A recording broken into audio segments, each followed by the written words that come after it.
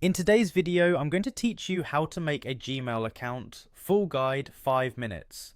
By the end, you'll have a brand new Gmail address and be ready to send and receive emails. Make sure you've got a stable internet connection and your phone nearby, since you'll use it at the end to verify your account. Start by opening your browser and going to accounts.google.com.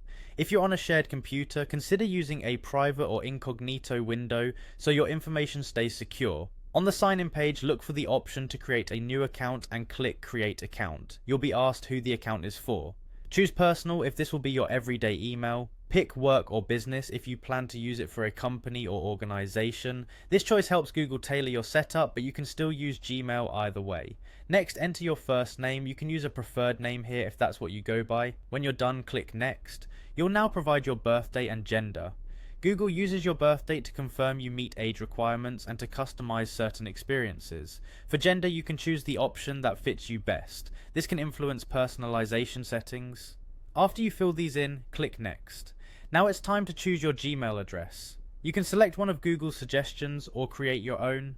Aim for something memorable and professional, especially if you'll use it for job applications or school. Keep it simple, avoid personal details you don't want to share, and remember that certain characters aren't allowed. When you're happy with your choice, click next. Create a strong password and then confirm it. A good password is long, unique, and mixes letters, numbers, and symbols. Avoid reusing passwords from other sites. If you use a password manager, this is a great time to save it securely. Click next. To finish, you'll see a QR code on your screen. Take out your phone and open the camera app or the Google app to scan it. Follow the prompt that appears to verify it's really you. If your camera doesn't recognize the code, try a QR scanner app. This step helps protect your account and may connect your phone for easier sign-ins later. Once verification completes, you're done. You can open Gmail and start using your inbox right away. Keep your passwords safe, sign out on shared devices, and you'll be all set with your new Gmail account.